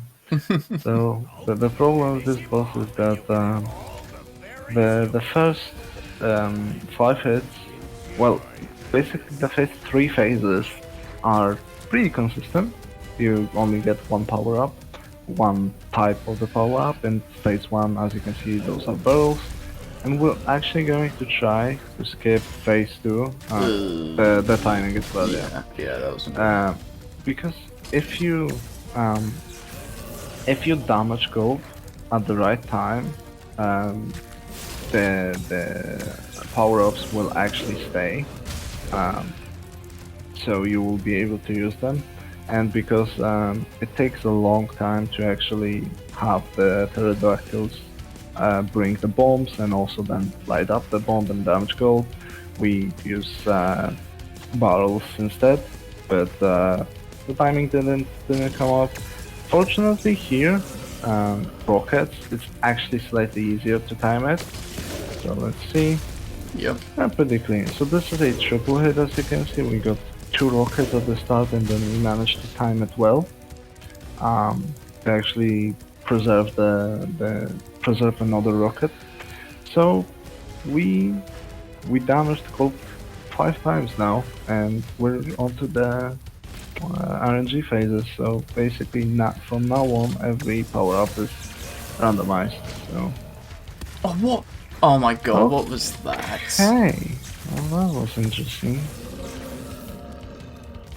Whatever. I'm just gonna. Yeah. What happened to that bomb? Like honestly, I've never seen it like bounce away.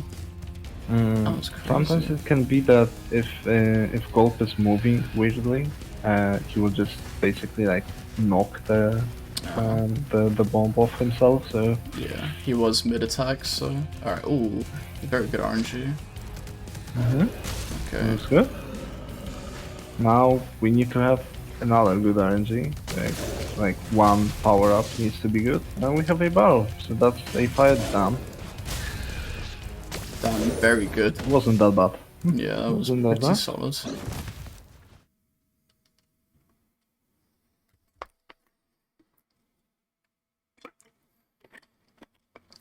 Very, very good RNG at the end. Getting double rocket when it's the last 5 hits, pretty much sets up a free, like, power-up carryover. You just gotta hope you don't get a bomb, because if you get a bomb, you get to flame it. And obviously you have a rocket in your mouth, so... Okay, now we have head bash. Just to clear this, all these rocks out the way. Yeah, since we have enough orbs to actually activate the last gate, which is going straight to Metropolis, we're not doing the previous levels yet. They will come soon though.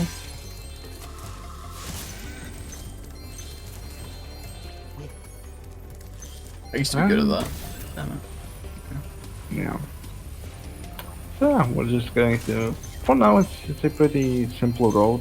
It's just cleaning up stuff. The real fun begins when we actually get to the open area of the level. With the routing there, well, we have to, brainstorm stuff basically to actually come up with something decent, because like it's an open area, so there's a lot of possibilities, right? Most open areas, obviously, as Groxy said. Normally, with things like this, it's very narrow, very linear. You know where you're going.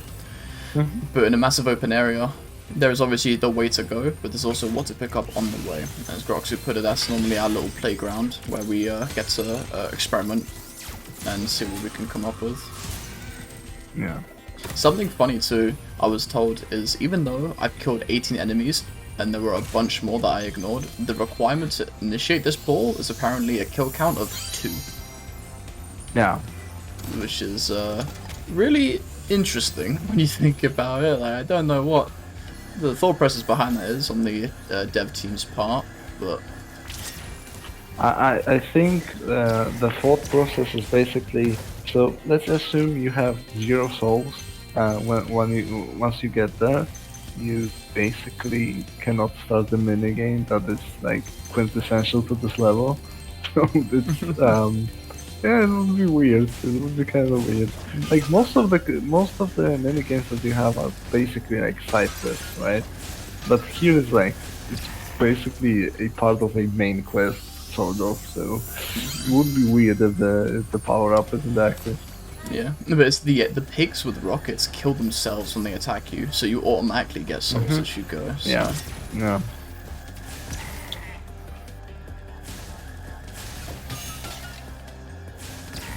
So yeah, there you go. We have to kill both waves of those sheep sorcerers. This is the last one, and now we will have to clear the entire area from gems, because there are a lot of them. But yeah. Okay.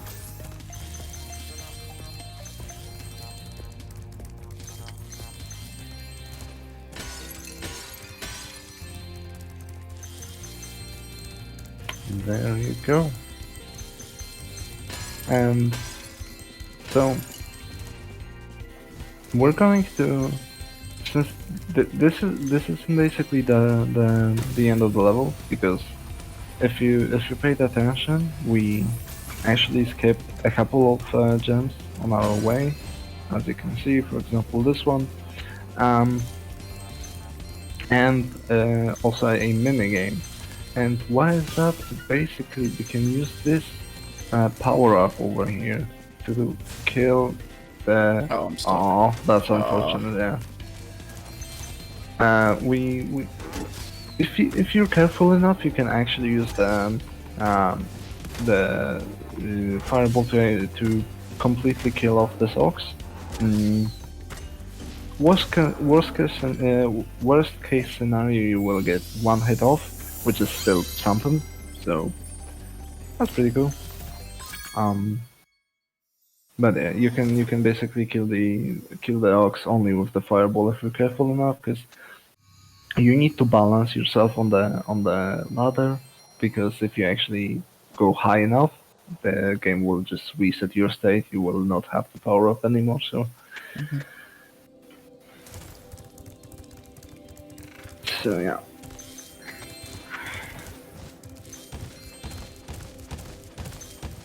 Oh, I need that. Yeah.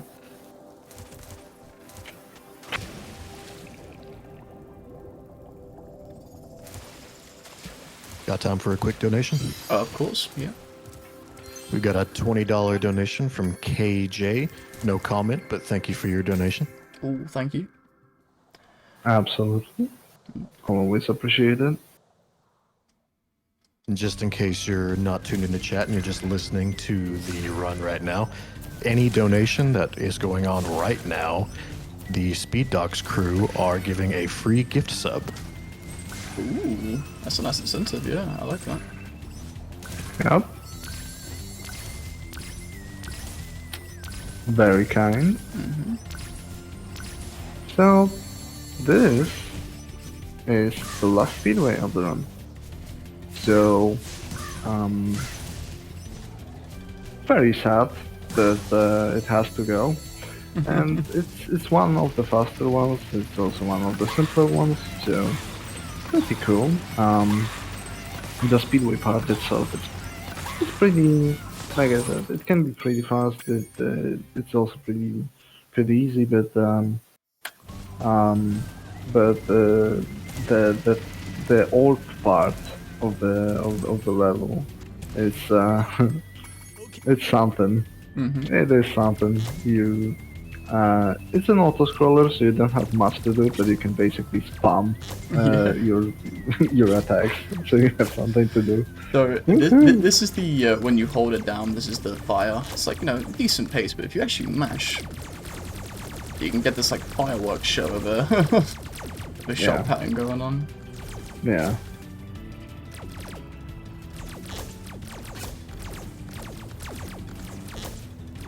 So yeah, not much to talk about here, because, like I said, it's an auto-scroller, you can make it faster, you can make it slower, you just need to shoot the targets, and yeah, thankfully you were watching the end, so that's something.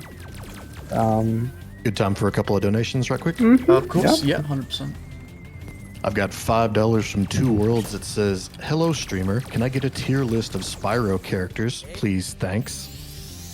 Okay. Is there one more, or should I rattle them?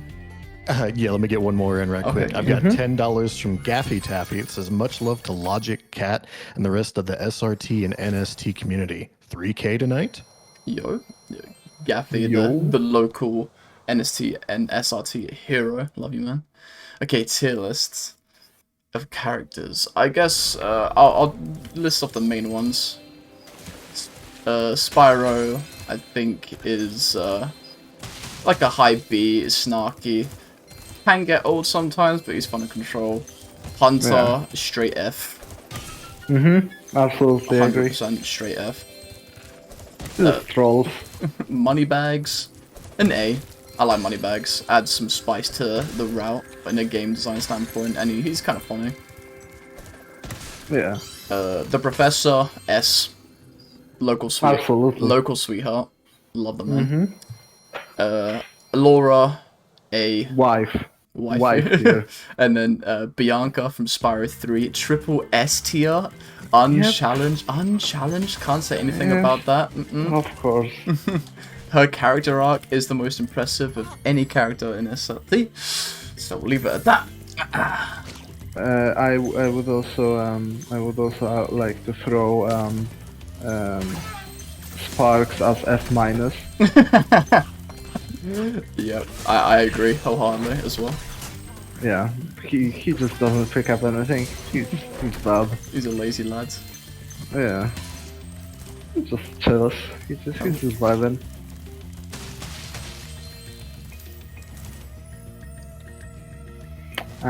So yeah, there you go. With Mystic Marsh now. Mystic Marsh is, I'm a little biased, but it's my favorite level. The strats we're gonna be putting on showcase in this level are really cool. The route itself was actually done recently by me, and Groxu actually helped out in a lot of the cool tricks, and actually has a trick that he implemented that is my favorite in the run. I've got to give him kudos for that. Very cool to hear. Like, one of the things about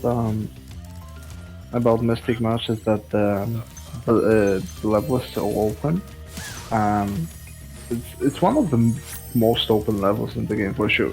So you're going to see us traverse, logic traverse through the certain areas a couple of times. Because it's just the fastest way. You're going to see him skip some gems because he will actually get to the areas later. And yeah, it's a pretty open level. Like I said, like Logic said, the route has been changed recently because of how open the level is. You can change a lot, and maybe eventually find something, faster. So it's an interesting level. It's a hell to actually learn because you have so many things to actually cover. But yeah, it's very interesting. There's a lot of things happening.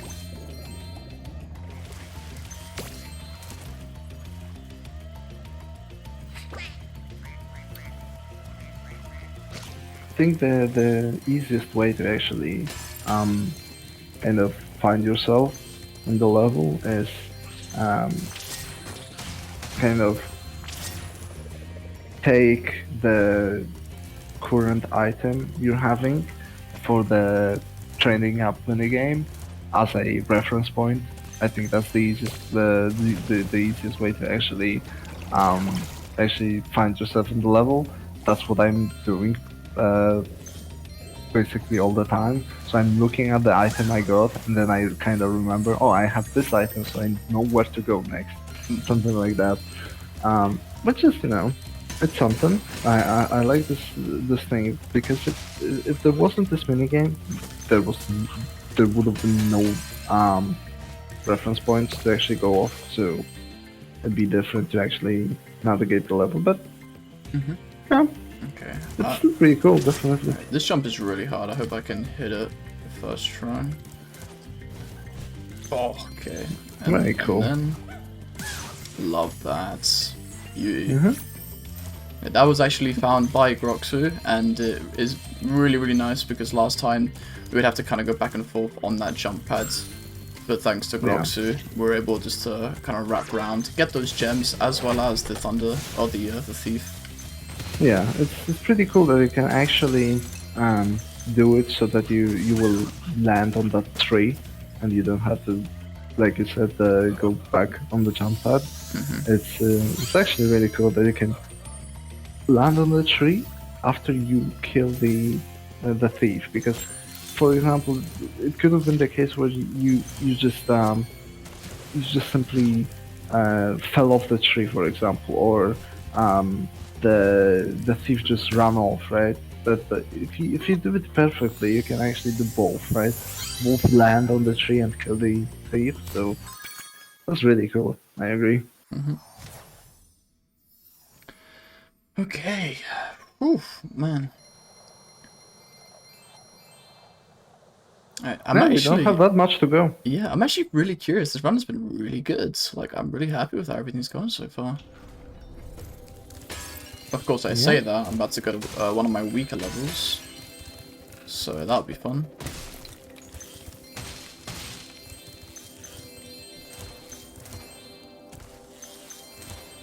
I think Cloud Temples is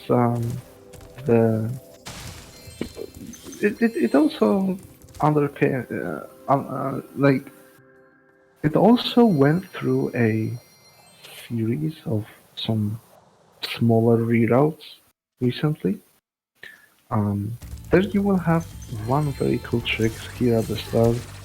Logic will basically land on this, very cool, on this moving platform. He will not kill the warlock, to actually build the bridge. You'll just jump over it using the moving platform, which is very cool. Very good to see that.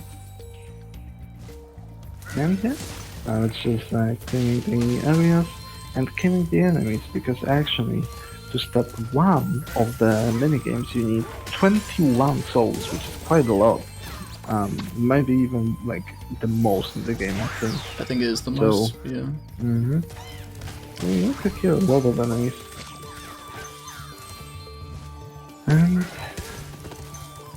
yeah. I want to interrupt for just a second. We are making a push. We are about to break the 3K.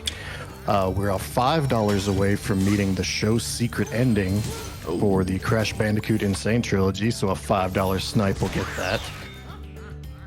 I love that. And we've had a couple of donations roll in. We've got $5 from Unga Bunga that says Unga Bunga.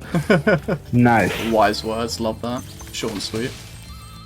And we've got another $5 from Crunchy Browns. SDAT is a beautiful thing. Amazing games, amazing runners, amazing chat. I want to give a big shout out to everyone working behind the scenes to make things run smoothly. Can't wait for more SDAT moments this weekend. You all are incredible. P.S. Watch Speed Docs. But like, you know, in between, you know, don't leave right now to watch Speed Docs. Don't click out the tab, don't worry. But thank you guys for all the donations. I love hearing that. Hopefully we get to 3K very soon. But yeah, right here, doing some cool parkour going on small areas. If you guys missed it earlier, I actually used a rock to snipe the 3rd belt first to cut out an awkward route for this part. Because to get the bell up here, you need to carry the ice power up there. But there's a rocket up here. And you need to freeze an enemy to get the rocket, but you can't activate the rocket with the freeze power up, that kind of thing. Yeah. You're basically going to dodge the power off, as you can see. We're going to go up there. And since we don't have we didn't have the we finished the bells minigame, we didn't have to do anything else, right? We just came up, collected the gems, lit up the rocket, and head off. So yeah, this is also really cool. So while Agent Zero is walking, we basically jumped into a trigger to receive the end of the level orb. Slight little optimization. So basically, while something is happening, we're just doing something else. Very, very cute.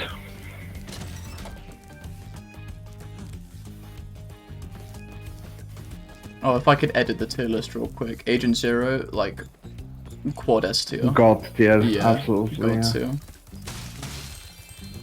He's the real agent. He's the No best one can agent say we that. have.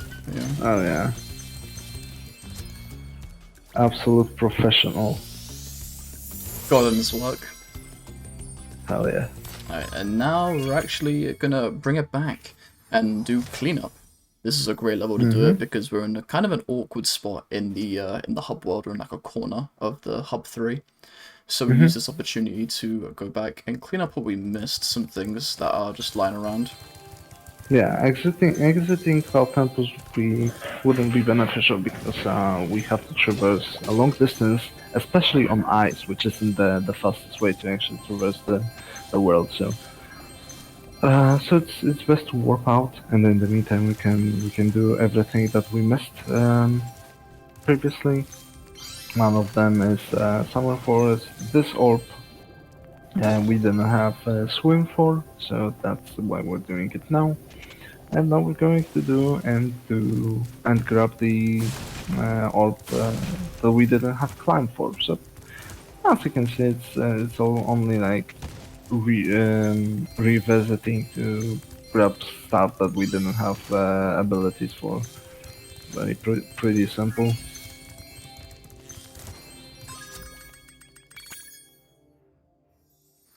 Just want to say that we have met the secret ending incentive for Crash Bandicoot Insane Trilogy.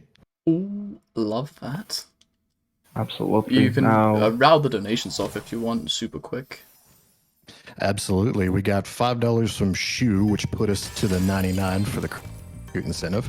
This just says exclamation point Wovens. And I got a fun one here. I'm going to do my best with this one. I got an anonymous $20 donation that says The Push. Come on, ride the train. Come ride it. I love that. A great way to Absolutely. deliver it too. It's powerful. Loved it. Alright. Oh, nice. Okay, so the Alchemist is a really fun orb because we actually cheese the game by deloading the area. So you push this Earth Shaper out the way, and then we run off and clean up some of the gems we missed back here. Because we've left that area, they're actually despawned right now. So the Alchemist is running. He's going right now, and there's nothing to stop him. There you go. And we get back in the area, and he's loaded in for Ring Hunter. OG runners or OG players will know that that orb is difficult, but Reignited, you just kind of run away, and it's all happy days. As you can see, this is the second part. This is also why we did that minigame in this visit, so we can straight away just do the second part, which is actually killing off those Earth Shapers. So yeah, that's why we're doing it now. There you go. We needed head bash for that. Just for that.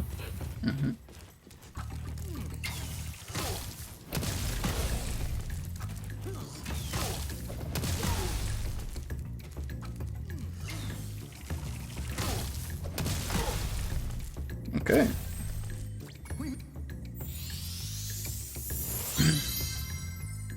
Very cool. And we have last revisit, which is Shady, that we've previously mentioned. And yeah, it's an unfortunate level because we once again have to escort Shorty for some time to actually grab all 18 souls needed for the power update. So yeah, back to being boring, I guess. Well, in that case, I've got a $5 donation from Faye Witchkid that says, I have such fond memories of this game. Huzzah to InsertLogic for the run and for the SpeedDocs crew for their outstanding behind-the-scenes work. Ooh, yeah, big ups to obviously Groxu here today as well, got the helping hand on comms, and as well as like the entire team. I've been watching the marathon as it's been going. Some great work from runners and just great organizing from the hosts. It's been a great show. Oh my god, Shorty, could you stop, please? Jesus. I'm very happy that people are actually appreciating the work of everyone behind the scenes. That's really heartwarming. Right, now we can leave Shorty. Yeah, we don't have to do anything else. We shortly broke all the gates that we needed. Now we're just running, grabbing all the souls needed, and we can start the minigame. We have everything, all 18 souls that we needed.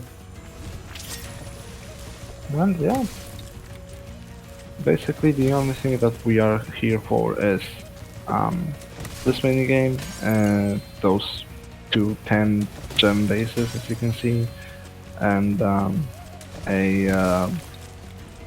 head bash chest as well. So that's everything that we needed from this level. And yeah, now we're going to walk back to our third world and continue where we left off, basically. Which is very cool. We're approaching we're approaching the end, basically, because now it's only the last level of the run and the last boss fight. So You heard that, everyone. We're getting towards the end. We only need $25 to break 3,000. I know you can do it. Final push, guys. Absolutely. We're so close to the end of the run. It'd be great to see 3K. Alright. Absolutely. And there it is. Oh, JR man. with the $25 snipe. Won't someone think of the children? Jesus. Thank you guys so very much. So I've never got to host a GDQ, so this is going to be my one chance probably to do this. 3K hard. I wish I could like whoop so loud, but it's so late. Yeah, it's late, so so we can't really do that. But But yeah, it's I love that hype. That's great stuff. yeah. We're all very, very, very thankful. Thank you very much, everyone who actually contributed, no matter what amount. Very, very big thanks to all of you. I couldn't have put it better myself, honestly. Thank you guys.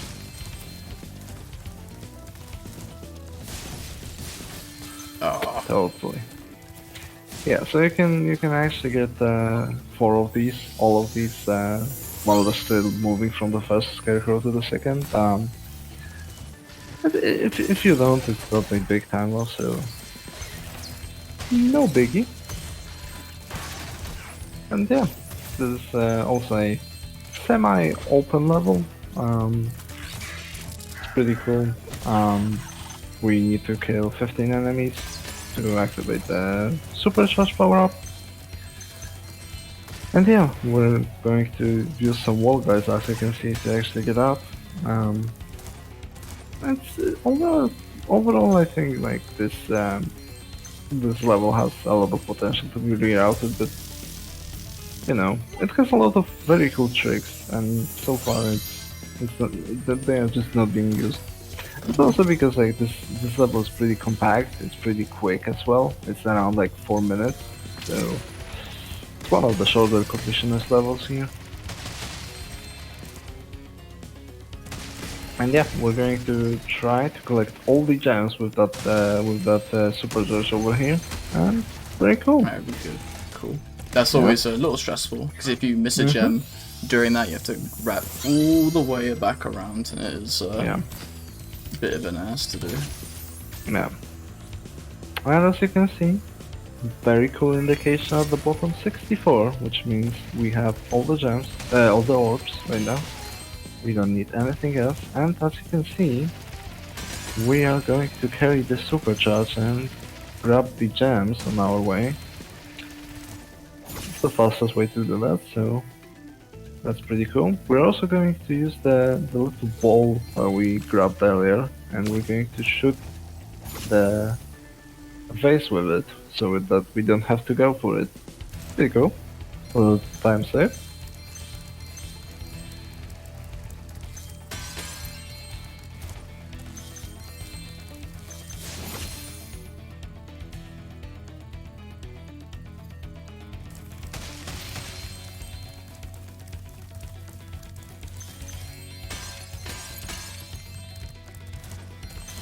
And yeah, we're approaching the end over here of the level. Just the last area. Just the last area. We're going to have to destroy the mystery vase. As you can see, if you actually charge this mystery vase, you will all the gems will actually auto home to you.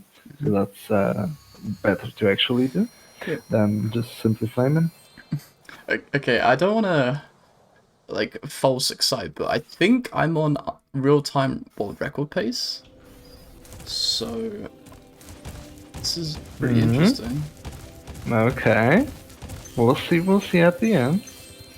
So yeah, basically, as you can see, the full, the max gems you collect in this game is 10,000. And we got only 6,100, and it's because we paid a lot of money to money back. So don't worry about that. We collected everything, and now we're ready to actually face the last boss. This last boss has 3 phases. If you haven't seen the fight, it has 3 phases. The first one, as you can see, is just by himself. We're going to use mostly red orbs because it's easier to actually shoot him with. Not like that, but yeah. And yeah, after killing him, we will progress to phase 2. There he will summon a Oh my Mecha god, alright, I don't know about RTA record anymore. Butchered that one. Yeah. Mecha we can also one cycle with Blue Orb, so we'll see if we will manage to do. And then we have third phase, where the last phase where we will have to fly around and shoot off Ripto. And yeah, that will be the end. For now we're in the second phase. Let's see what Hunter drops. Okay, a blue one, very cool. Oh my god. Yeah, kinda unfortunate, but still, like pretty decent damage. Now you can basically get anything, and you'll be fine. Yeah. Wow. Okay, blue even better. You know what? I think that was like perfect RNG. Like it was like I got all reds at the beginning, all blues on both parts. So basically, you can one cycle Ripto if you get a red power up on the first phase and then blue power up on the second. I sadly am doo-doo, so I wasn't able to, but... Okay, so this is the last phase of the round, so obviously last phase of the boss fights. Obviously, once Ripto's health bar depletes, this is going to be the time. But yeah, it's looking very promising so far. Very quick hits.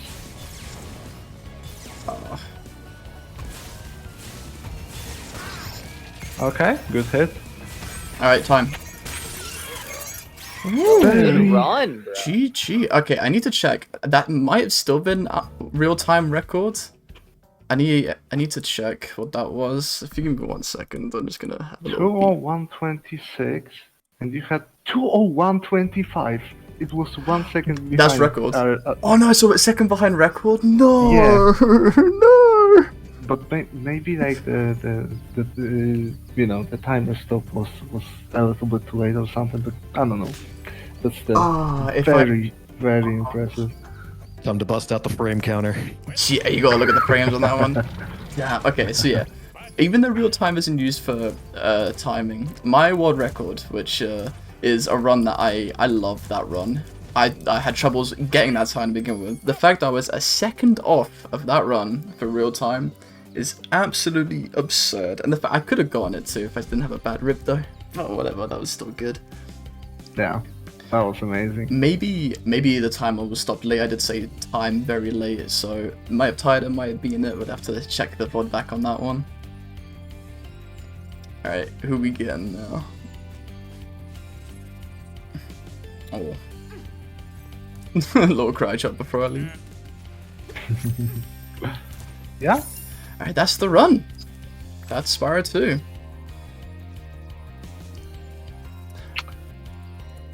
I'm gonna quickly go back and check the bots.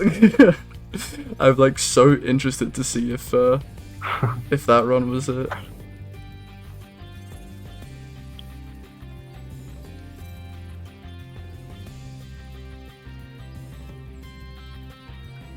Oh, there's a delay to the timer. Damn, okay.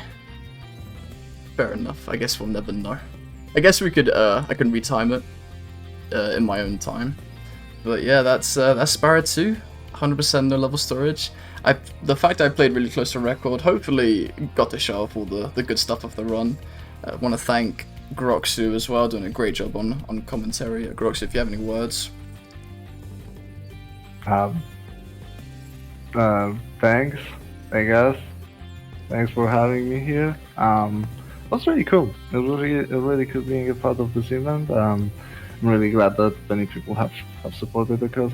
Of course, I'm also really glad that Logic here actually managed to present himself very well. It's like I'm really impressed by that run. It was like obviously it felt good, but it went so quickly and so smoothly that I just didn't even notice that there were no mistakes whatsoever. So yeah, I think I only made one mistake, and that was in Fracture, where I bonked during the supercharge. I think that was my only mistake in the run, except Ripto. Ripto was a bit upsetting, but Yeah, I think that run was a great way to show off Spyro 2. Obviously, again, Groxon Comms is a great, like the theory master of the run too. Having him on board has been great. But yeah, thank you, like the organizers and everyone for putting the run on. I'm going to really quickly go back and retime this later to see what it's looking like. But yeah, thank you guys so much.